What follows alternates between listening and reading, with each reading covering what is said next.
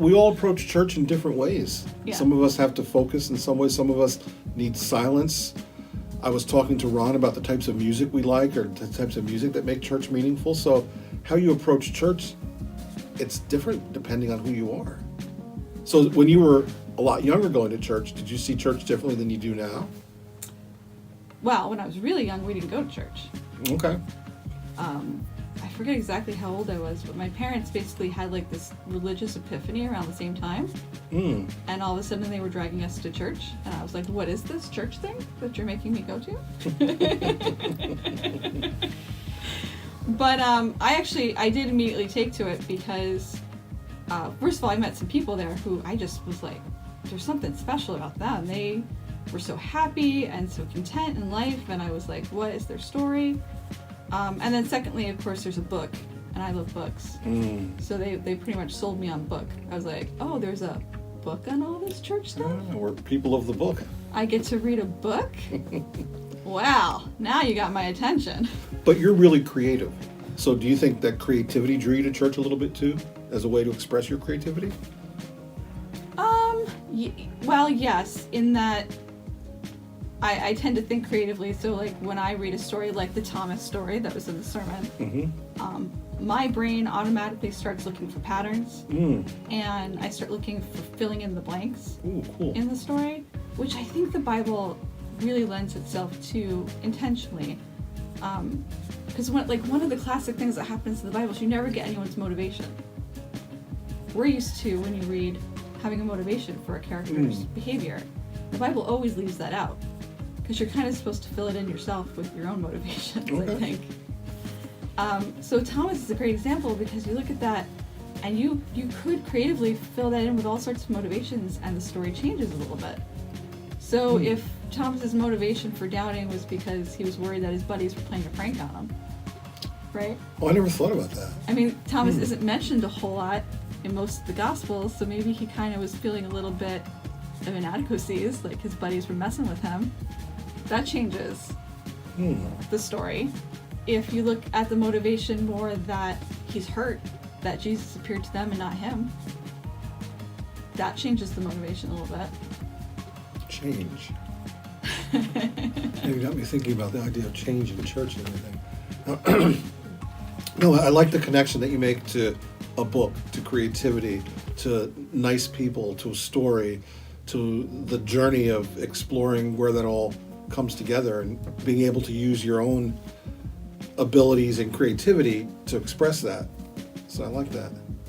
But I also like the idea of change too, and how church changes, and how it's changed over the last 4 weeks, that it's different than it's ever been.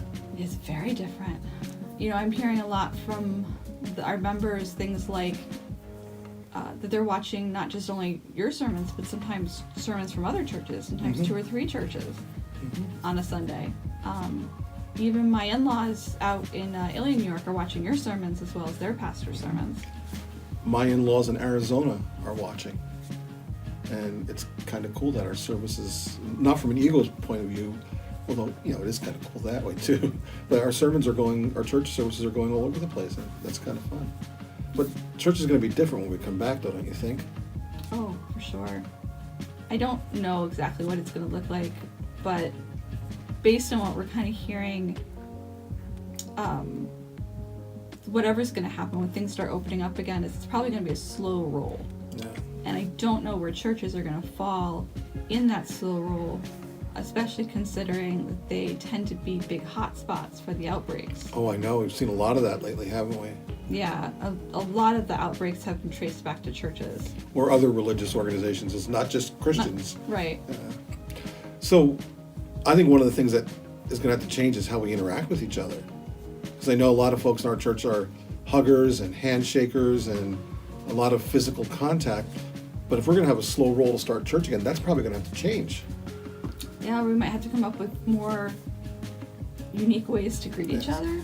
I have a couple of ideas. I mean, bowing is not my thing because my glasses will fall off my head. But I love the sign language for "I love you." Now that's I think a great way to greet people. Now some people prefer the Star Trek thing. But, Oh yeah, my son's practicing. He's learning how to do it. But I think it's going to be a whole new different thing for church. You know, maybe instead of hugging each other and shaking hands, we'll find new ways to interact and greet, and that's okay. So, Yeah, maybe we'll be using more words than physicality. That wouldn't be terrible. not at all. And hopefully it'll be a thing that we get to do soon. But who knows? Maybe things will change even more. Maybe how we use the building will change. Right? Maybe smaller groups. Maybe, I think definitely we might have to spread the pews out more because where we sit, at least at first.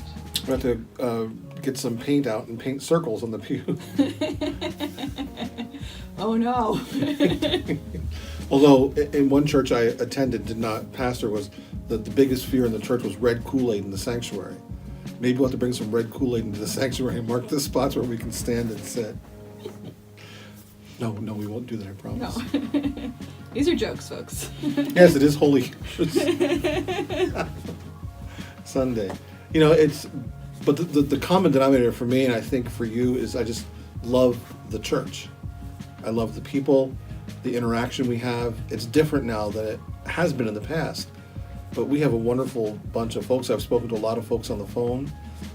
We had our first interactive Bible study on Friday, 3 of us, and I enjoyed. We went right to the 40-minute, right to the post, and it was nice. It was a lot of fun. And we're talking about having deacons meetings and trustees meetings on Zoom now. And as much as I crave the physical presence of one another, these things are kind of nice.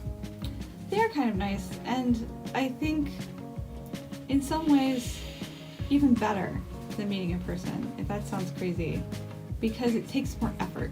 We're having to make more effort to reach out to each other. Whereas I think before maybe we took it for granted that we were just going to see somebody on Sunday. Yeah. And the one thing that I'm missing that I didn't realize I would miss as much as I do is eating together. I was meeting with the Golden Agers group, although we got to change that name, on Wednesday mornings for breakfast. We were just about ready to start to come Wednesdays afternoons for lunch.